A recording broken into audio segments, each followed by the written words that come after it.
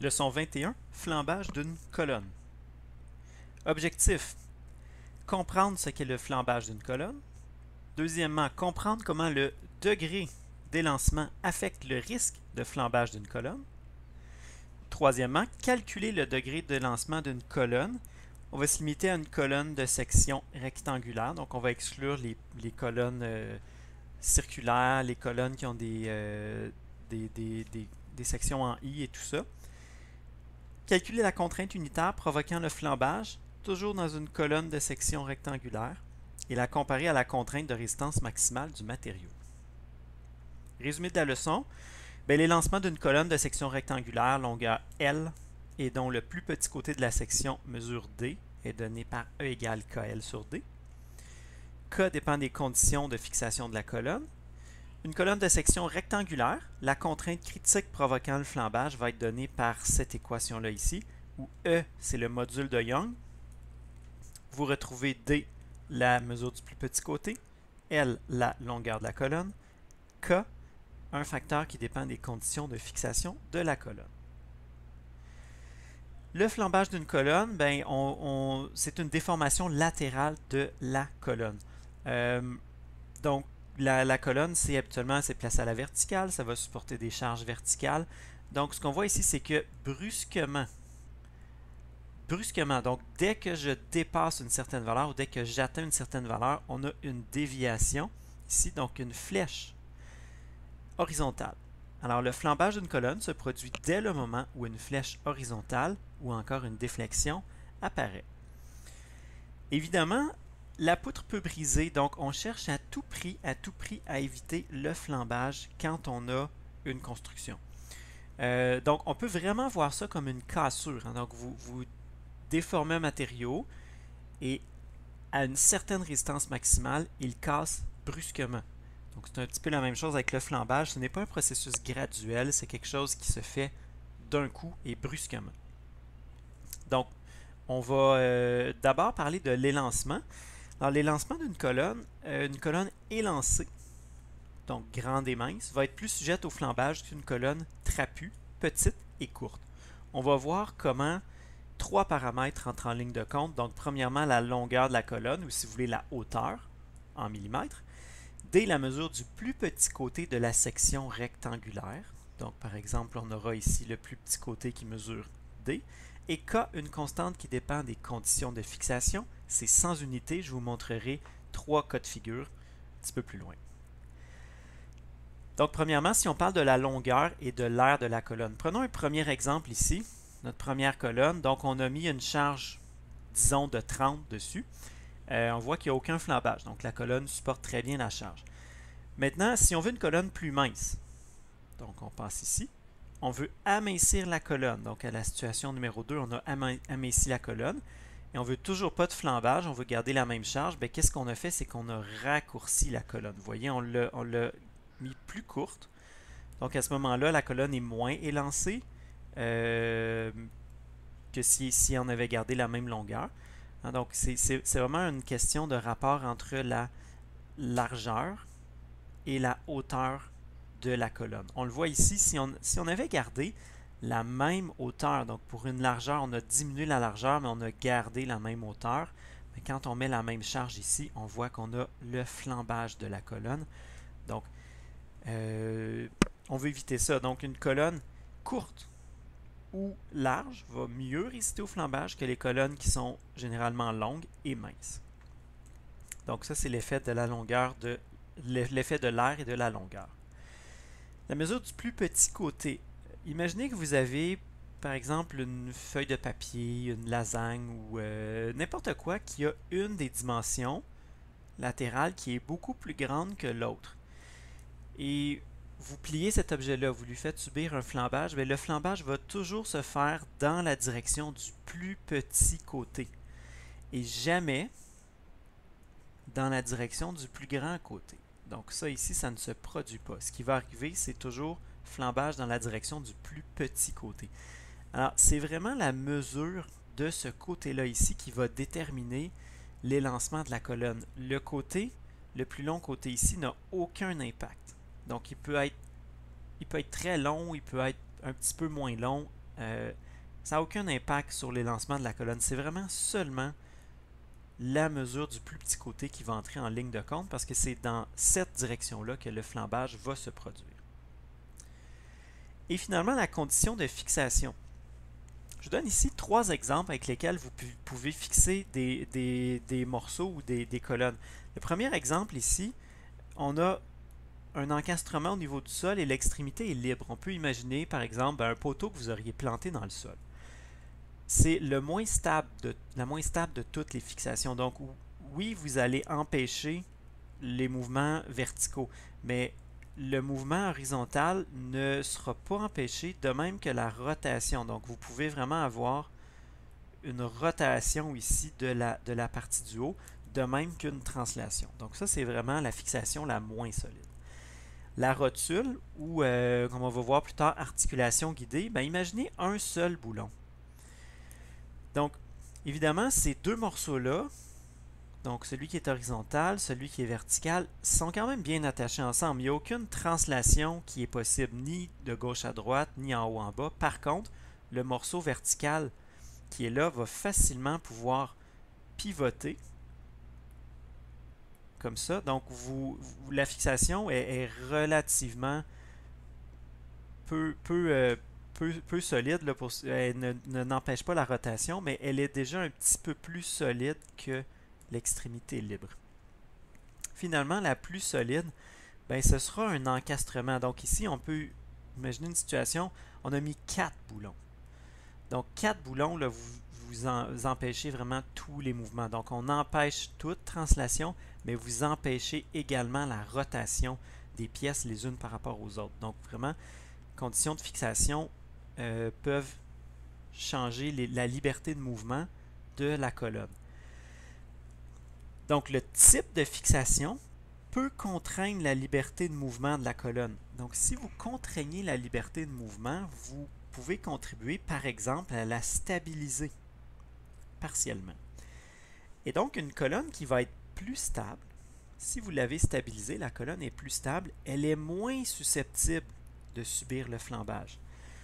Donc si elle est moins susceptible de subir le flambage, on va dire que c'est comme si la colonne était moins élancée. Donc l'élancement, on peut le voir comme le risque de flambage d'une colonne. Ben oui, ça dépend de sa hauteur, de sa largeur, mais ça va aussi dépendre de comment elle est attachée. Donc quand on a une extrémité libre en haut, je vais toujours comparer, on va toujours voir des encastrements en bas. Donc ça prend une seule j'ai mis une seule flèche, là, ça prend un petit peu de force pour produire le flambage. Si vous avez cet assemblage-là ici, donc un encastrement toujours en bas, mais là on a mis une rotule en haut, donc on contraint un petit peu plus le mouvement, ça va prendre un petit peu plus de force pour produire le flambage. Donc c'est comme si la colonne était, à toute fin pratique, moins élancée, donc moins susceptible au flambage.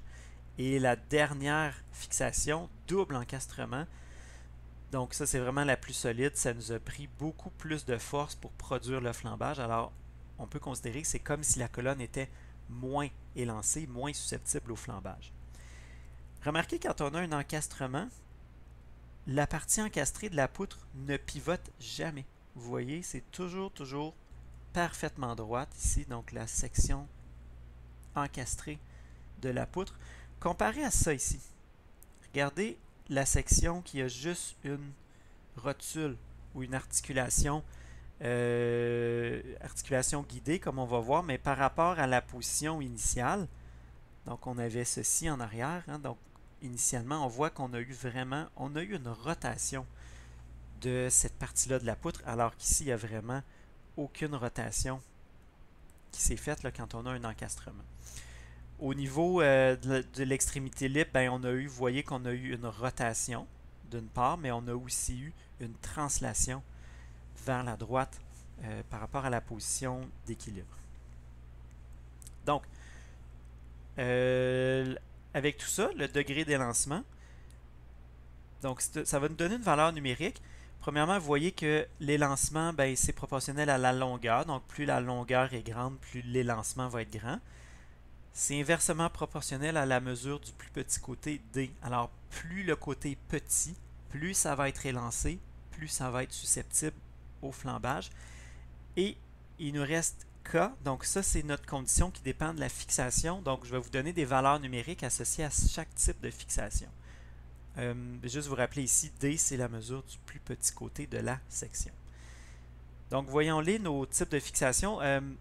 Une représentation des types de fixation, souvent l'encastrement, on va juste représenter la poutre déposée sur le sol comme ça. La rotule ou articulation guidée, souvent ça va être représenté comme un appui, comme ça, mais vous voyez qu'il peut y avoir un mouvement de bas en haut sur le mur. Donc c'est notre articulation guidée ou rotule. Et voici les valeurs de K qui y sont associées. Donc je vous rappelle la formule ici, E égale K L sur D. Donc plus la valeur de K est grande, plus l'élancement va être grand, plus la poutre va être susceptible au flambage. Donc avec une extrémité libre, on a K égale 2. Donc c'est une poutre pour une longueur donnée. C'est comme si la poutre va être plus élancée si elle est placée comme ceci. Avec un encastrement toujours en bas, mais une rotule en haut, articulation guidée, on a 0,8.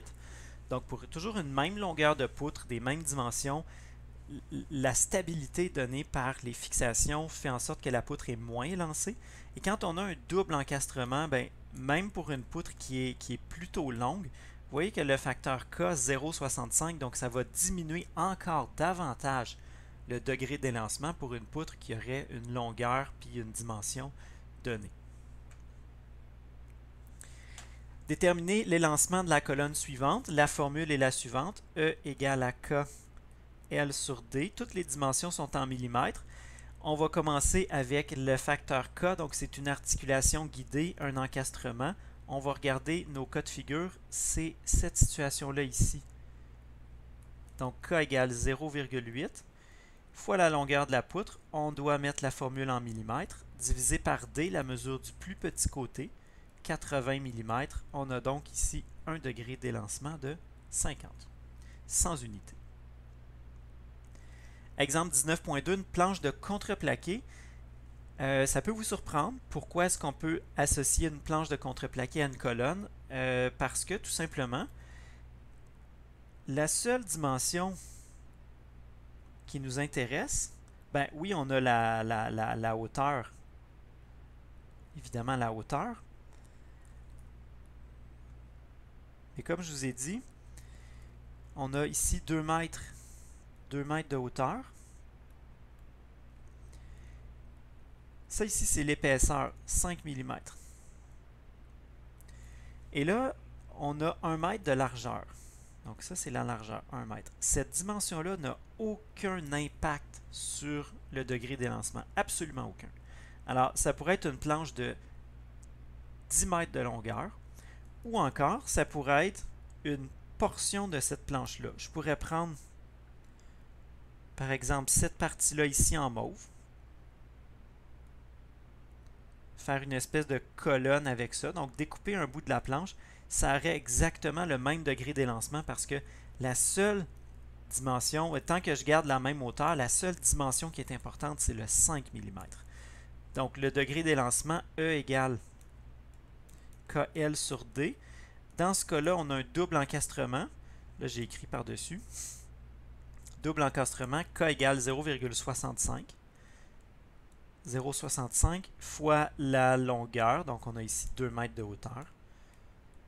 2000 divisé par 5 mm. Ce qui nous fait 260 comme degré d'élancement. Donc, le degré d'élancement, le plus utile, c'est de comparer différentes colonnes ensemble avec leur degré d'élancement pour déterminer laquelle est la plus susceptible au flambage. Contrainte provoquant le flambage, toujours pour une colonne de section rectangulaire. Donc, cette formule-là ici nous dit à partir de quelle contrainte, en mégapascal, on va observer le flambage. Je vous rappelle que c'est quelque chose de brusque. C'est une transition brusque, c'est un peu comme si on cassait le matériau. Donc, en bas de la contrainte, ça ne casse pas. Dès qu'on la dépasse, ça casse. Mais en bas de la contrainte, il n'y a pas de flambage. Dès qu'on la dépasse, il y a flambage. Donc, on a E, le module de Young du matériau en mégapascal. D, comme on avait dit, le plus petit côté de la section en millimètres. K, dont on avait parlé, la condition de fixation. Et L, la longueur de la poutre, je ne l'ai pas écrit, mais ça va de soi. Ça va être en millimètres. Une colonne de bois, la section 200 par 150, une longueur de 6 mètres, donc elle ne doit pas se déformer de manière permanente ni ne subir de flambage. Donc, condition assez classique là, si vous avez une colonne dans une construction. J'ai dit flambage, c'est équivalent à une cassure. Déformation permanente, ben, on avait vu il y a quelques modules que c'est pas souhaitable non plus. Elle est encastrée au niveau du sol, son autre extrémité est libre. Voici les propriétés du bois. Je vous donne la limite d'élasticité, résistance maximale. On voit que c'est exactement la même chose. Pour nous simplifier la vie, j'ai mis la même contrainte maximale et le module d'élasticité 12 gigapascal. Quelle charge maximale peut-elle supporter? Ici, la première chose, ça va être de vérifier est-ce que quelle contrainte provoque le flambage. Il est possible que cette contrainte, donc contrainte flambage, il est possible qu'elle soit plus petite que 10 mégapascales. Il est possible que ce soit plus petit que 10. Alors, avant même que le matériau ait commencé à se détériorer sous l'effet de la compression, donc à cause de la limite d'élasticité ou de la résistance maximale, il y aura eu flambage. Donc, on va vérifier c'est combien. La formule est la suivante. Donc, sigma égale E sur 12 pi fois D sur KL, le tout au carré. Donc, le module de Young, 12 gigapascal. En mégapascal, ça me fait 12 000. Divisé par la constante 12. Dans la parenthèse, pi fois D. Alors, c'est le plus petit côté de la section, 150. Divisé par K. Donc, K, on dit qu'on a encastré au niveau du sol, l'autre extrémité est libre. On est dans cette situation-là ici.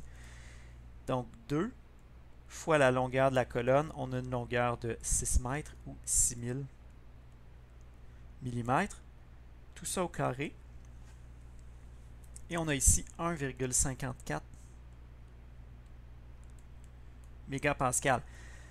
Donc, c'est plus petit que la résistance en compression. Alors, la contrainte la plus restrictive, c'est 1,54 mégapascal. Donc, on est loin d'atteindre la détérioration en compression. Donc, bien avant de commencer à écraser la colonne de bois, on va observer le flambage. Alors, c'est bien beau d'avoir un matériau qui peut résister à une compression de 100, 200, 300 mégapascal. Souvent, la contrainte de flambage va être plus petite. Alors, il faudra souvent considérer cette valeur-là pour déterminer c'est quoi la vraie force que je peux appliquer dessus. Donc, la contrainte à respecter, on se rappelle, bon, dans un chapitre précédent, on se rappelle que la contrainte, c'est défini comment? Force interne divisée par l'air. Petit problème de crayon. Donc, force interne divisée par l'air. Notre contrainte ici, c'est 1,54 mégapascal. Égale force interne à l'intérieur de la colonne divisé par l'air de la colonne. On a 200 fois 150. Donc, ça, c'est la section de la colonne. Ce qui vous donne ici, à l'intérieur de la colonne, une force interne de 46,2 kN. Ben, la colonne qui est là,